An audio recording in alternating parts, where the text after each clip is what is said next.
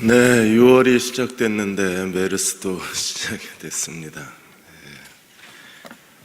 박근혜 대통령을 위해서 기도해야 될 것 같아요. 작년에는 세월호 사태 때문에 한국 경제가 한번 휘청했는데 올해는 또 이 메르스 때문에 한국 경제가 또 한번 위기 상황에 처하게 될 것 같아서 좀 걱정스럽습니다. 지금이야말로 그 나라를 위해서 저희가 기도해야 될 때인 것 같아요. 만일에 이게 작년에 세월호 때문에 경제가 가라앉았었는데 이번에 메르스 때문에 또 한 번 경제가 가라앉으면 이제 2%대로 떨어져요, 경제가. 그러면 회복하기가 진짜 어렵습니다. 정말 기도해야 될 때인 것 같아요.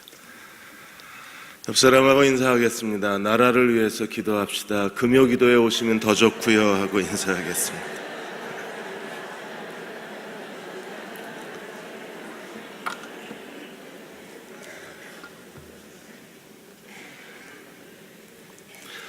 네, 오늘 수요예배 축도는 조영현 목사님께서 축도하시는데 월요일날 같은 기차를 타고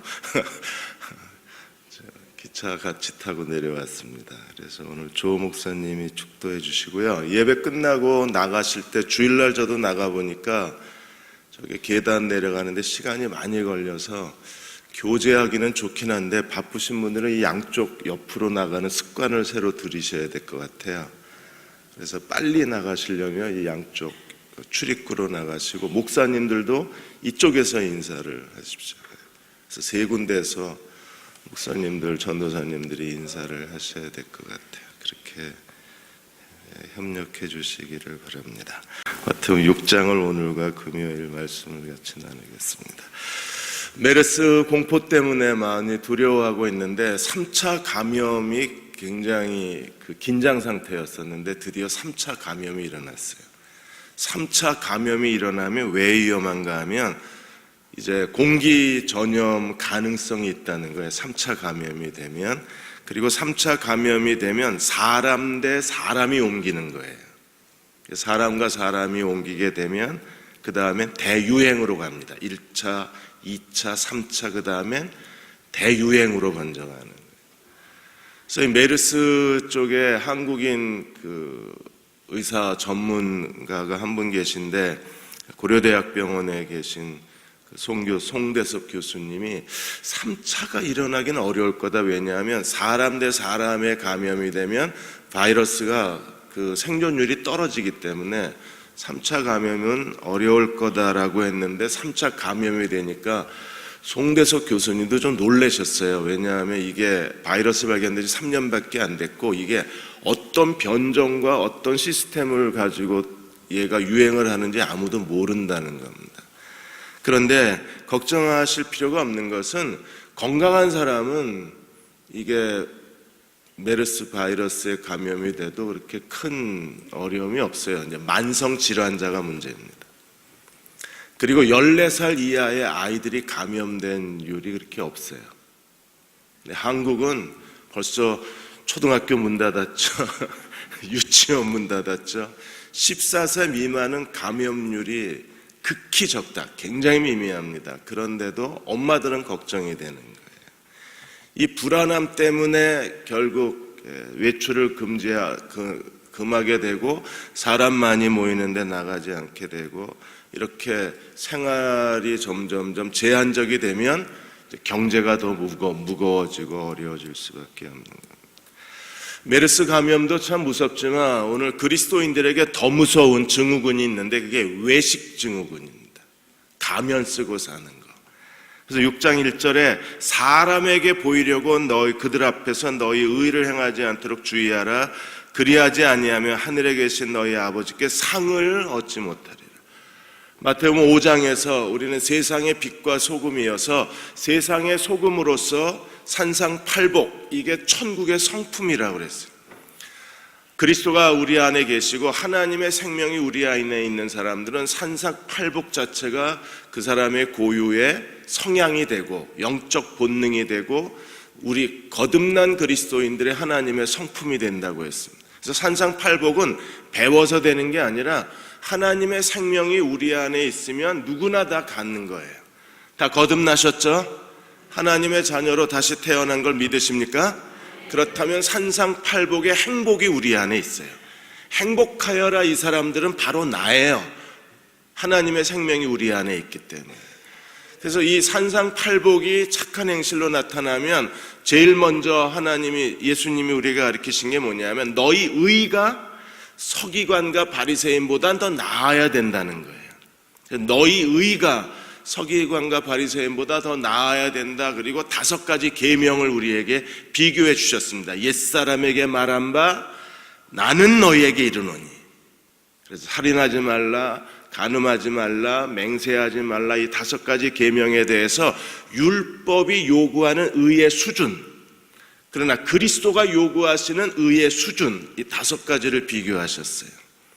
그래서 우리의 의는 서기관과 바리새인보다 더 나아야 합니다. 그런데 우리의 의의 또 다른 측면을 오늘 6장 1절에서 말씀하고 있는데 사람에게 보여주는 의가 되지 말라는 거예요. 서기관 바리새인보다 나아야 돼요. 그리고 사람에게 보여주는 의가 돼서는 안 돼요. 그래서 의의 3가지 이스라엘 백성들이 가지고 있는 경건의 3가지 표식이 바로 구제, 기도, 금식입니다. 이 3가지를 보고 그 사람이 얼마나 경건한 사람인가 점수를 매겼어요. 이 사람이 C등급인지 B등급인지 A등급의 사람인지를 얼마나 구제하냐, 얼마나 기도하냐, 얼마나 금식하느냐를 보고 경건의 수준을 정한 겁니다. 그런데 예수님은 사람에게 보이려고 의를 행하는 것이 얼마나 거짓되고 헛된 것인가를 오늘 말씀하고 있는 거예요. 이 3가지 구제와 기도와 금식에서 만일에 우리가 사람에게 보여주려고 이 의를 행하게 되면 하나님께 상급이 없다는 겁니다.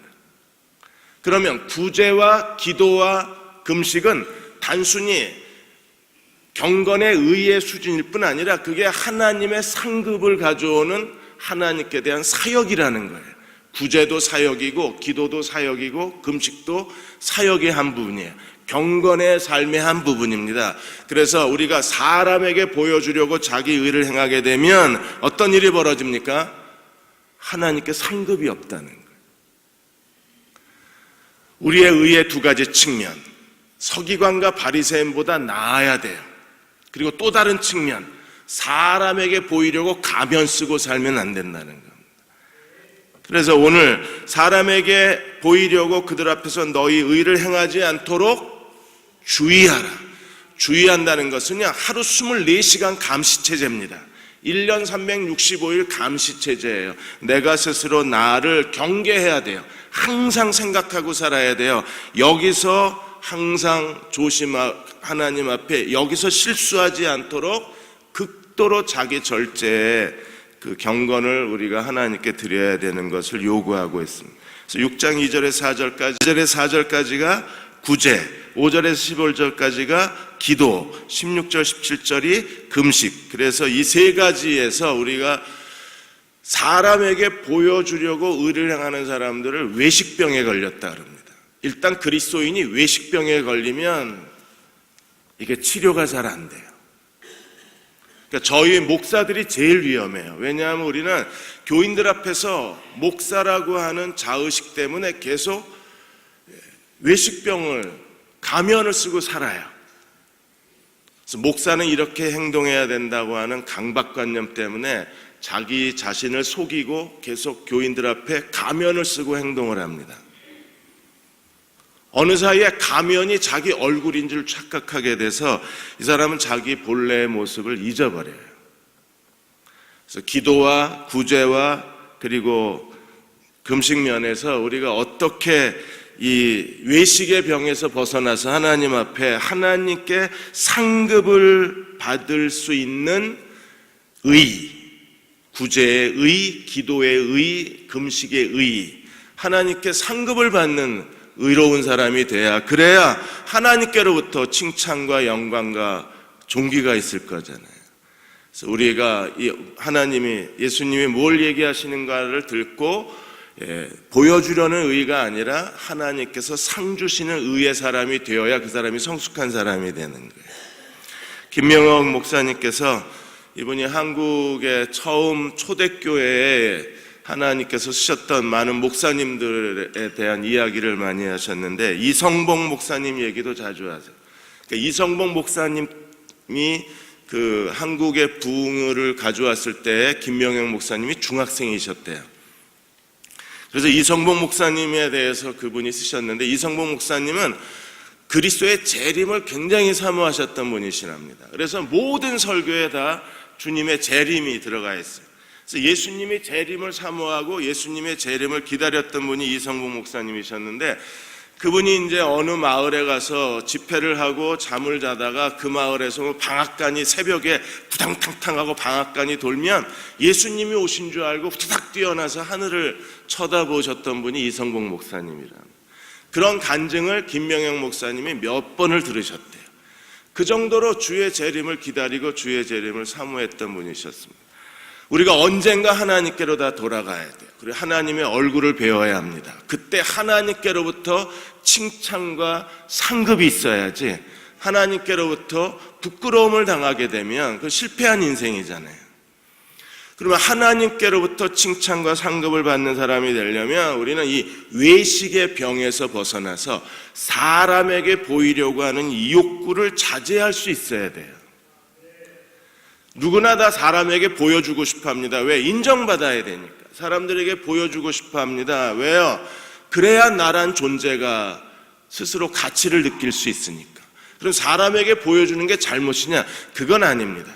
극단적으로 사람에게 보여주는 것, 칭찬받는 것, 영광받는 것, 보여주는 것을 자꾸 감추려고 하는데, 그건 또 다른 잘못된 의로움이 되는 거예요. 여기서 말하는 거는 칭찬을 목적으로 이 일을 하지 말라는 겁니다. 하나님께 드리려고 이 일을 해야지 사람들에게 칭찬받으려고 그 일을 하지 말라는 겁니다. 6장 2절에서 4절까지 제일 먼저 구제부터 나옵니다. 그러므로 구제할 때에 외식하는 자가 사람에게서 뭘 받으려고? 이게 목적인 거예요. 사람에게 영광을 받으려고 구제하는 것, 이걸 경계하시는 겁니다. 구제할 때 외식하는 자가 사람에게서 영광을 받으려고 회당과 거리에서 하는 것 같이 너희 앞에 나팔을 불지 말라. 그래서 구제를 어디서 해요? 사람들이 많이 보는 장소. 어디서 합니까? 회당과 길거리. 구제할 때 어떻게 합니까? 온갖 선전을 다 합니다. 나팔을 불면서 합니다. 왜 그래요? 사람에게서 영광을 받기 위해서. 그럼 우리는 어떻게 해야 합니까? 3절에 보면 너는 구제할 때 오른손이 하는 것을 왼손이 모르게 하여. 4절 내 구제함이 은밀하게 하라. 은밀하게 구제하라. 어느 정도 은밀하게? 오른손이 하는 걸 왼손이 모르게. 이게 가능해요? 주님도 이걸 어떻게 하라고? 오른손이 하는 거 어떻게 왼손이 몰라요? 이런 불가능한 명령을 왜 우리에게 하십니까? 아무리 은밀하게 해도 제가 오른손이 하는 걸 얘가 몰라요? 어떻게 이걸 모르게 해요? 한 몸인데, 신경이 하나인데. 절대 불가능한 게 오른손이 하는 걸 왼손이 모르게 하는 겁니다. 그런데 그럴 정도로 은밀하게 하라는 거예요. 왜 그래야 합니까? 오늘 2절에 뭐라 그랬어요? 그들의 자기상을 받을 것이라. 나팔을 부는 사람은 이미 자기상을 받았고, 우리는요, 은밀하게 하는 사람은 4절에 하나님께 상을 받는 거예요. 그러니까 사람에게 받는 상이 있고 하나님께 받는 상이 있다는 겁니다. 여기서 상을 받다, 갚으신다, 상을 받다는 게 영수증이 처리됐다는 거예요. 사람에게 영광 받으려고 길거리에서 선전을 하면서 요란스럽게 구제를 하면 영수증 처리가 끝났어요. 어디서? 사람의 칭찬에서 영수증 처리가 끝났어요. 근데 우리가 은밀하게 하면 누가 갚으세요? 은밀한 중에 계신 하나님이 갚으신다는 거예요. 그 은밀하게 했는데 어떻게 사람이 알죠? 바나바는 착한 사람이라 그랬습니다. 그래서 바나바는요, 자기 재산을 팔아서 사도들의 발 앞에 놨어요. 그것 때문에 바나바의 재산을 가지고 초대교회가 고아와 과부를 구제할 수 있었습니다. 아니, 은밀하게 했는데 우리가 어떻게 바나바가 이 일을 했다는 걸 알죠?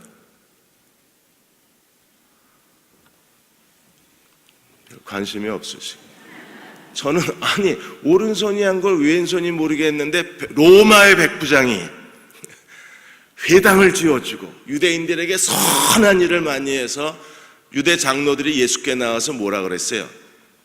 이 사람의 기도는 들어주셔야 된다 그랬잖아요. 다 알아. 유대 장로가 다 알아. 로마 백부장이 뭘 했는지 다 알고 있잖아요. 여러분, 도르가가 얼마나 선행을 많이 했는지 마을 사람들이 다 알아. 아니 오른손이 하는 걸 왼손이 모르게 하려는데 다 알잖아요. 우리는 성경에. 무슨 말입니까? 그분들은요, 사람들에게 칭찬받으려고 구제한 게 아니라 정말 동정심으로 하신 거잖아요. 그런데 동정심을 가지고 그 사람을 도우려고 했는데 그게 결국에는 하나님이 소문을 내버리신 거잖아요. 그래서 다 알게 된 겁니다. 그러니까 은밀하게 하면 두 가지가 다 충족이 돼요. 하나는 내가 뭘 했는지 사람들이 다 알아요. 나팔을 내가 불 필요가 없어. 나팔을 누가 불어주세요? 하나님이 나팔을 불어주세요. 그러면 성경에 기록돼서 몇천 년 동안 우리는 바나바가 뭘 했는지, 로마의 백부장이 뭘 했는지, 도르가가 뭘 했는지 다 알잖아요. 나팔을 불려면 이 정도 불어야죠. 몇천 년 동안. 그리고 동시에 하나님께도 상급이 있잖아요.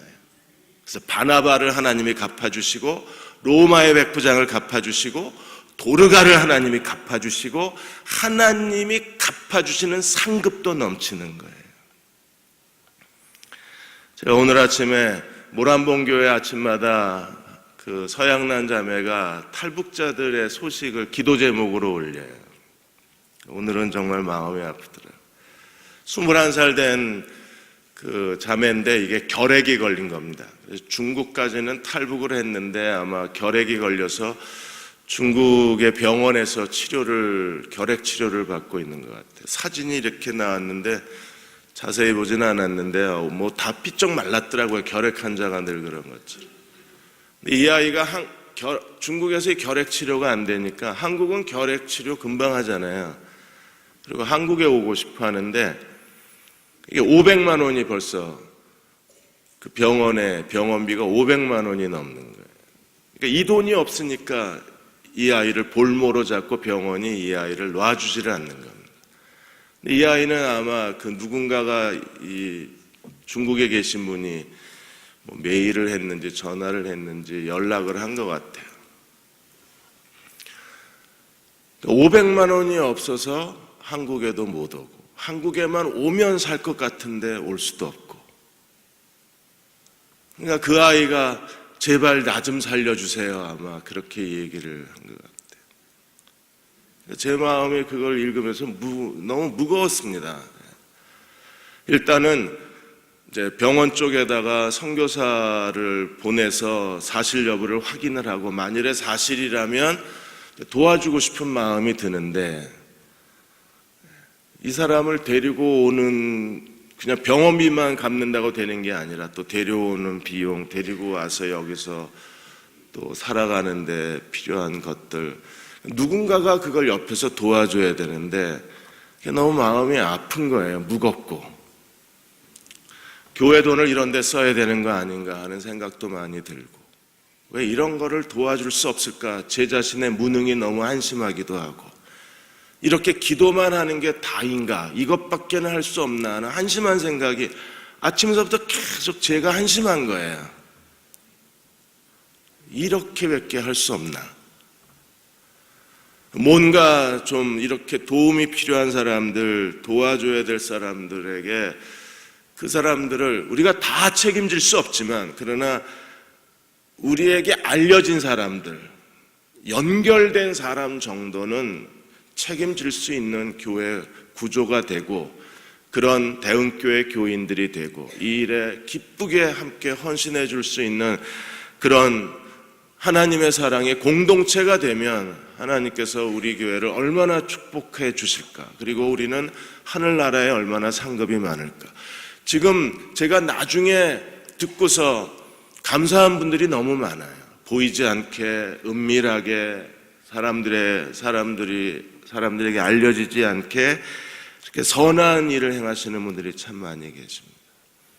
하나님은 은밀하신 하나님이라고 6장에 3번이나 얘기를 하셨어요. 그리고 은밀한 중에 반드시 갚아주겠다고 얘기를 하셨어요. 이게 우리의 의의가 돼야 되는 거거든요. 사람들에게 자기가 얼마나 대단한 사람인가를 자꾸 쇼맨십으로 보여주는 게 아니라 도움이 필요한 사람들, 하나님이 우리에게 연결해 주신 사람들, 그 사람들을 어떻게 우리가 도우면서 살아갈 것인가, 그걸 고민하고 그걸 함께 힘을 모아서 한 사람씩 한 사람씩 그 진흙 구덩이에서 건져낼 수만 있다면, 그래서 그들이 살아갈 수 있도록 최소한의 한 걸음만 발걸음을 옮기게 해줄 수만 있다면 그게 진정한 하나님 사랑이 아닌가. 그게 교회의 의, 그리스도인의 의가 거기 있는 게 아닌가. 그래서 제가 너무 오늘은 정말 마음이 많이 무거웠습니다. 하나님, 이 일을 어떻게 해결할 수 있을지, 어떻게 이걸 실천할 수 있을지, 언제까지 무거운 마음만 갖고 살 수는 없는 거잖아요. 하나님, 이걸 실천할 수 있는 힘을 주십시오. 그리고 이걸 실천할 수 있도록 우리 한국교회와 목회자들이 다 변혁이 일어나게 해 주십시오. 저부터 그렇게 시작하게 해 주십시오라고 기도하기를 시작을 한 거예요. 하나님께서 원하시는 건 사람들에게 은밀하게 드러내지 말라는 게 아니라 그 사람들에 대한 동정심을 가지고 그 사람들에 대해 긍휼히 여기는 마음을 가지고 하나님의 사랑을 실천하라는 거잖아요. 그러는 가운데 그게 알려질 수도 있고 하나님이 그것을 통해서 우리에게 더 큰 걸로 갚아주실 수도 있고, 이 세상에서 갚아주시지 않으시면 반드시 하나님이 너희 중에 형제에게 냉수 한 잔을 대접을 해도 하나님 뭐라 그러셨어요? 결단코 천국에서 상을 잃지 않는다 그랬어요. 그러니까 구제는 사역이에요. 사역. 해도 되고 안 해도 되는 옵션이 아니라 그리스도인의 의의 사역이에요. 의의 사역. 거기엔 반드시 뭐가 있어요? 결단코 상을 잃지 않는다 그랬어요. 결단코가 뭐예요? 이건 아무도 지울 수가 없다는 겁니다. 이거는 누구도 계산착오가 일어날 수 없는 거예요. 이거는 누구도 더하거나 빼거나 하나님의 장부를 건드리지 못한다는 거예요. 우리 각 사람에게 하나님의 장부책이 있을 텐데 하나님께서 거기에 우리가 하나님의 사랑으로, 진정함으로, 긍휼함으로, 애통함으로 서로에게 베풀어준 사랑, 위로, 격려, 목사님 힘내세요 하고 한번 등 들여주는 거, 이게 냉수 한 잔이잖아요. 서로를 격려해 주는 거. 상급 쌓겠습니다. 우리 옆 사람 손잡고 힘내세요.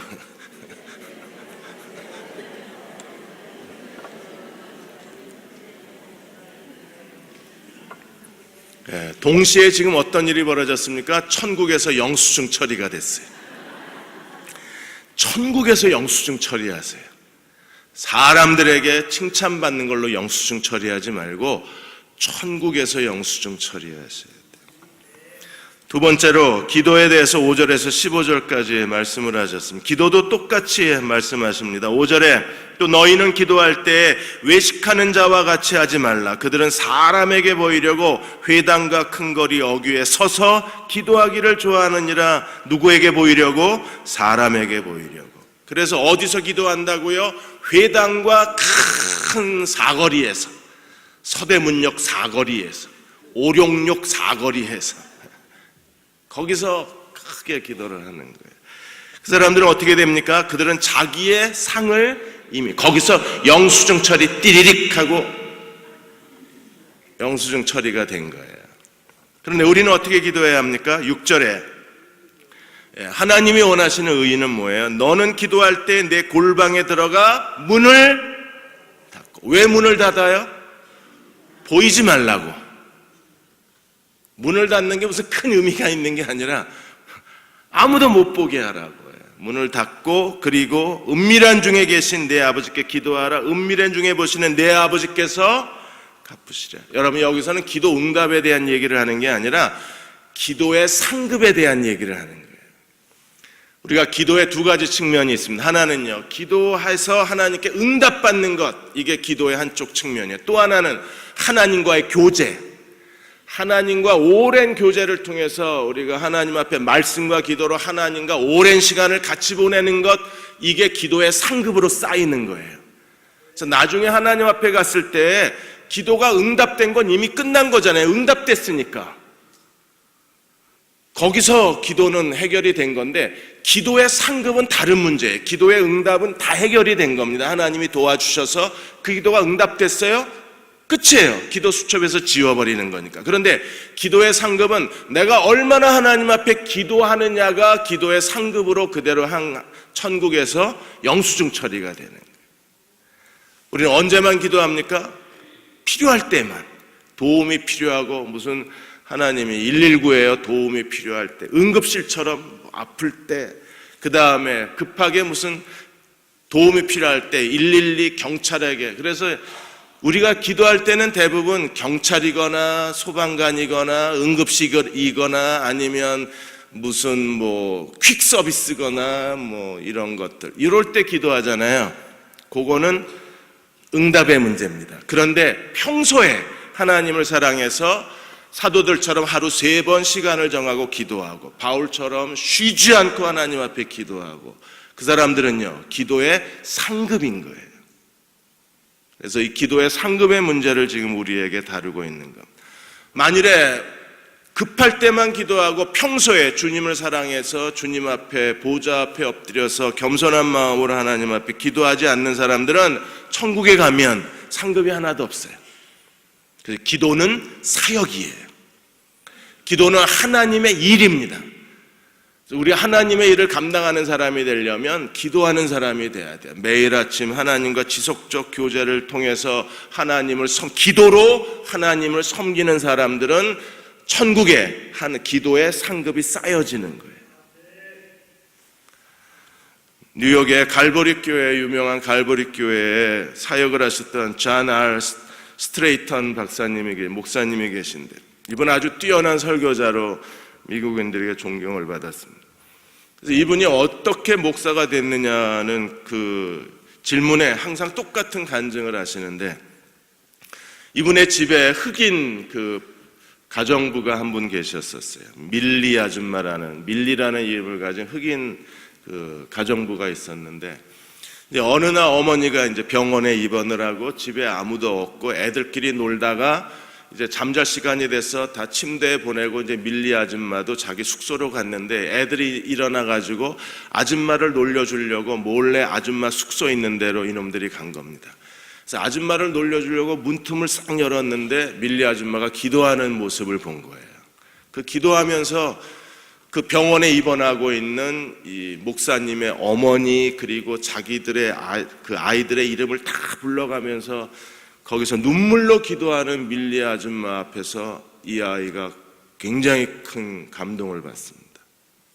그리고 문을 살짝 닫고 자기 침대에 돌아와서 그날부터 이 목사님, 존 R. 스트레이트 목사님도 기도하기를 시작을 한 거예요. 그러다가 그 깊은 기도 가운데, 하나님과 지속적인 기도 가운데 하나님의 부르심을 받고 신학교를 가고 목사가 돼서 미국에서 많은 사람들에게 존경받는 설교자 중에 한 분이 되신 거예요. 이게 기도의 상급입니다. 사람들이 보이지 않는 곳에서 하나님 앞에 겸손함으로 은밀한 가운데 무릎 꿇는 사람들, 그들이 하나님 앞에 상급이 있는 거예요. 그런데 우리는 어떻게 기도하나요? 7절에 보시면 또 그랬습니다. 기도의 두 번째, 하나는 뭡니까? 사람에게 보이려고 회당과 큰 사거리에서 기도하는 것, 이거에 대해서 경계하셨고, 7절에 또 기도할 때 이방인과 같이 증언부언하지 말라. 그들은 말을 많이 하여야 들으실 줄로 생각하느니라. 이방인처럼 기도하지 말라는 거예요. 증언부언이 무엇입니까? 많은 말, 반복되는 소리, 내용을 파악할 수 없는 반복되는 소리, 남묘호랭객교, 이게 증언부언이에요. 이게 뭔 소리를 하는지도 몰라요. 거의 기도가 아니라 이건 주문이에요. 흥녀 이러고 제가 중학교 때 이 남녀호랭개 유행을 해서 학교에서 집에 돌아올 때는 골목마다 흥여 이러고 나중에 뭔 기도했냐 그러면 지도 몰라요. 그런데 이런 기도가 교회 안에도 들어와서 막 기도들 하시는데 나중에 뭔 기도했어요 그러면 몰라요. 내용도 모르고 반복적으로 하는 기도처럼 위험한 거 없어요. 이건 이방인의 기도입니다. 이건 그냥 기도했다는 자기 만족감이지 뭘 기도했는지 모르잖아요. 그래서 예수님이 8절에 뭐라 그러셨어요? 그러므로 그들을 본받지 말라. 왜요? 구하기 전에 너희에게 있어야 할 것을 하나님 너희 아버지께서 아시느니라. 하나님 우리가 구하기 전에 뭐가 필요한지 다 알고 계신 하나님이심을 믿으십니까?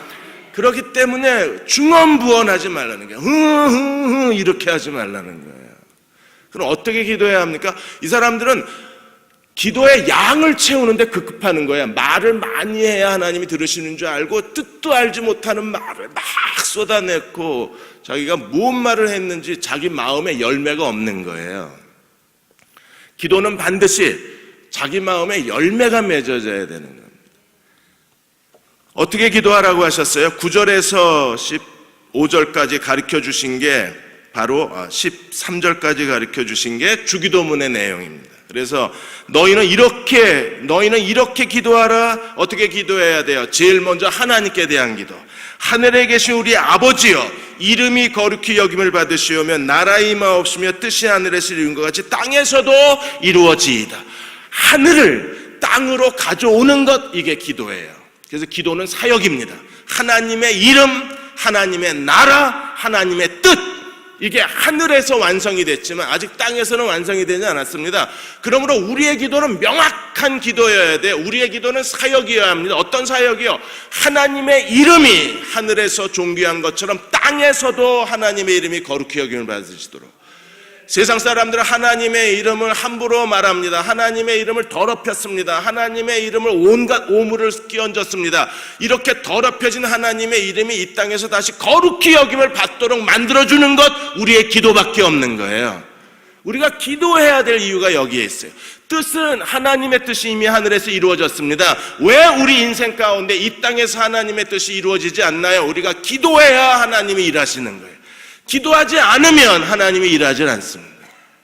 하나님께서 예수님이 승천하시고 그리고 오순절 성령 강림절날 신약교회가 태어나는 게 모든 게 다 하나님 안에서 하나님께서 예수 그리스도로 말미암아 하나님의 계획을 세워놓으신 거예요. 하나님의 뜻은 이미 이루어졌습니다. 그러나 하나님의 뜻이 이루어지기 위해서 사도행전 2장의 오순절 성령 강림절날 신약교회가 태어나기 위해서 먼저 해야 될 일이 뭐였어요? 120명의 사람들이 마가 요한의 다락방에서 10일 동안 그들이 전심을 다해서 기도에 전념해야, 그래야 사도행전 2장의 성령 강림절날 신약교회가 시작되는. 기도는 하나님의 뜻이 내 인생에 이루어지고 하나님의 뜻이 우리 가정에 이루어지고 하나님의 뜻이 이 땅 가운데 성취되게 만드는 것이 우리의 기도예요. 기도는 사역이에요. 기도는 하나님의 일이에요. 기도를 통해서 우리는 얼마든지 하나님의 일을 감당해낼 수 있어요. 이방인의 기도가 아니라, 사람들에게 보여주려고 하는 외식의 기도가 아니라 기도는 사역입니다. 우리는 기도를 통해서 하나님의 뜻과 하나님의 나라와 하나님의 이름이 이 땅에 거룩히 여김을 받게 하고 하나님 나라가 실현되게 만들 수 있는 거예요. 과테말라의 알모롱가에 목사님들이 기도하고 교회가 기도했을 때 1974년도부터 그들이 기도했을 때 거룩한 성령의 역사가 알모롱가 이 도시를 휩쓸었습니다. 성령이 역사하셨어요. 그들은 전심을 다해서 이 알모롱가에 하나님 나라가 임하기를 기도했습니다. 이 땅에 진정한 하나님 나라가 실현되기를 기도했습니다. 왜냐하면 거기 있는 대부분의 사람들이 알코올 중독자, 마약 중독자, 그리고 길거리에 불황하였기 때문에 대부분의 사람들이 자기 인생을 술과 마약으로 허비하고 있었어요. 목사님들이 교회와 더불어서 교회가 하나님 앞에 연합해서 기도하기 시작했습니다. 그러자 놀라운 변화가 그 도시 안에 일어나기 시작했어요.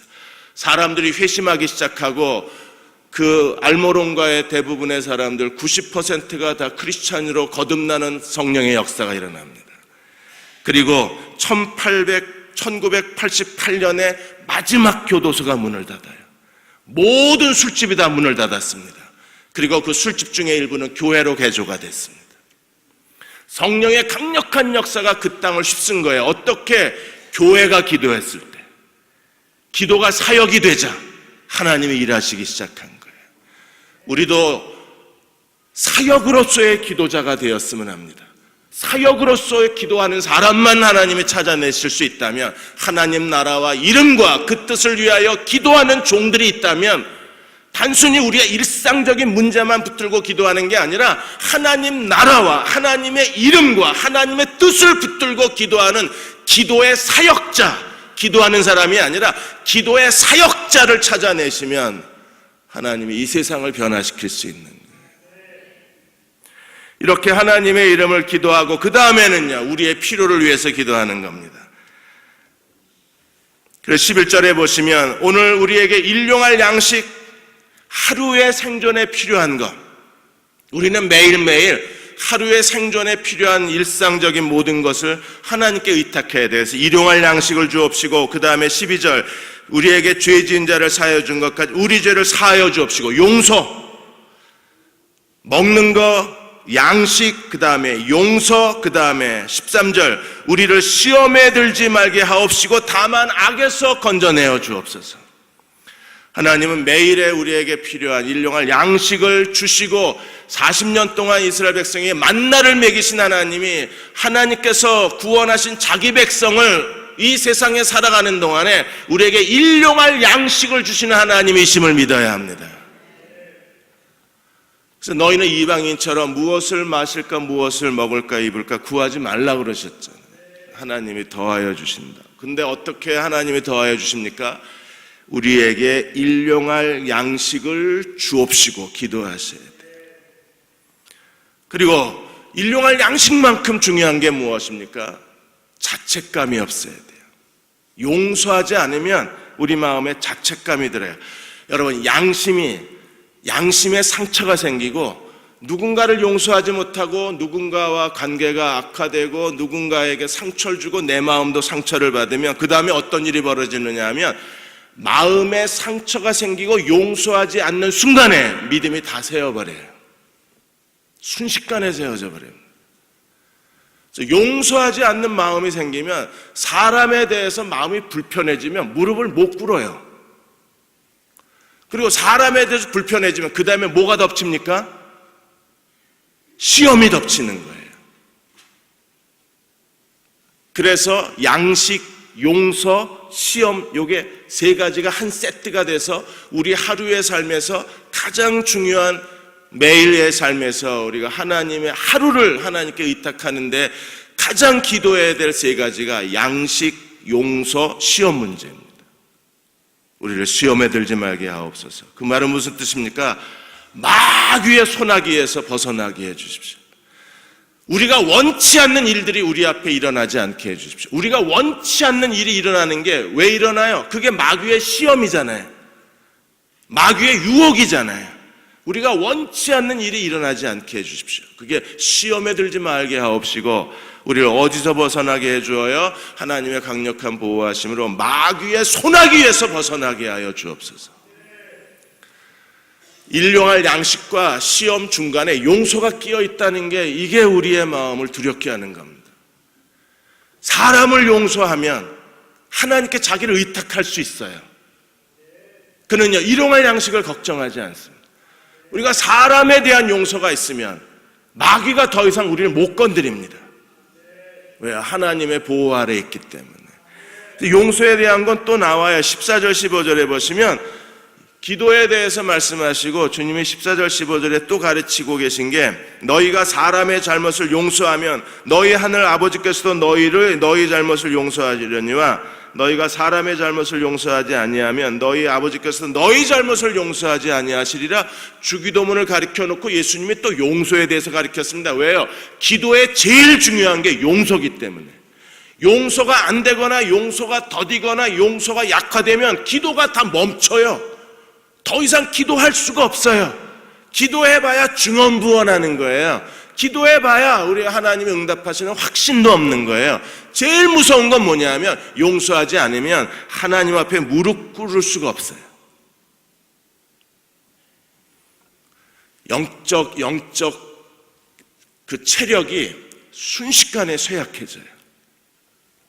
그래서 사람과의 관계를 우리가 해결해야 그래야 하나님과의 관계가 살아나는 거하고 똑같아요.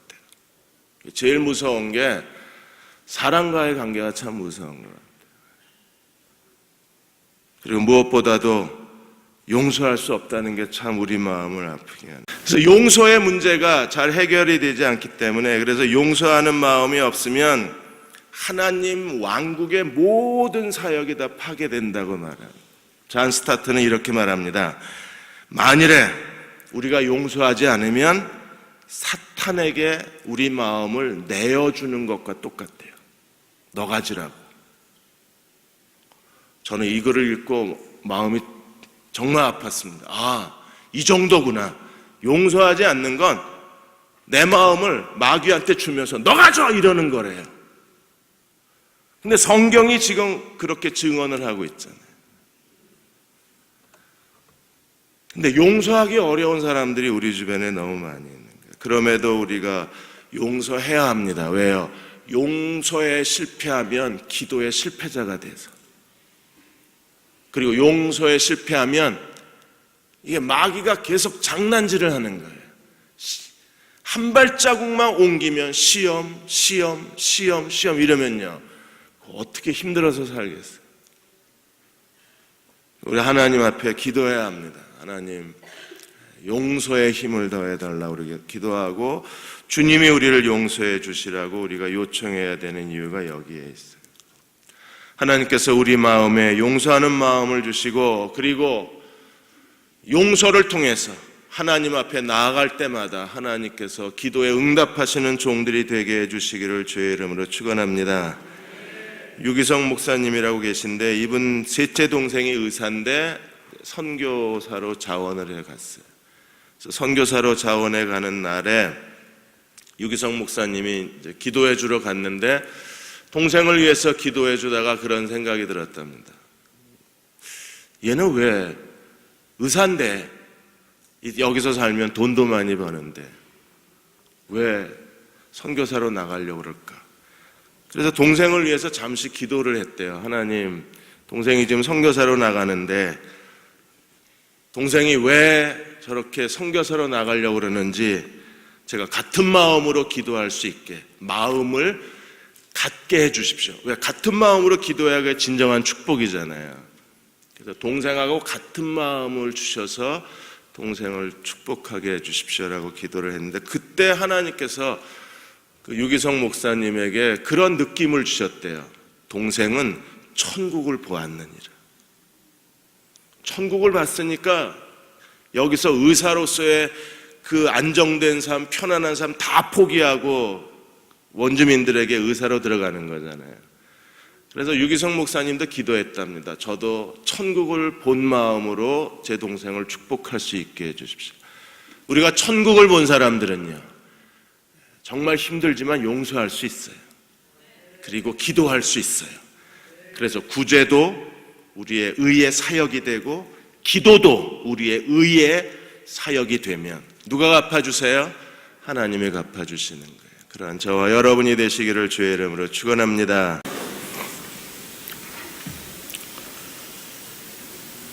지금은 하나밖에 없는 예수 그리스도를, 외아들을 이 땅 위에 구원자로 보내주신 하나님 아버지의 극진하신 사랑하심과 친히 인간의 몸을 입고 이 땅에 오셔서 우리 죄악을 십자가에서 담당하시고 다 이루어주신 하나님 아버지 예수 그리스도의 극진하신 사랑하심과 친히 죄인된 우리 심령 속에 찾아오셔서 우리를 진리 가운데로, 우리를 생명 가운데로, 우리를 하나님의 은혜 가운데로 인도하시는 성령님의 역사하심과 인도하심이 목회를 담당하신 조경호 목사님과 오늘 예배에 참여하신 모든 성도님들 한심령 의회와 그 가정과 자손들 위해 영원토록 함께 하시옵기를 우리 주 예수 그리스도 이름으로 간절히 축원을 드립니다. 아멘.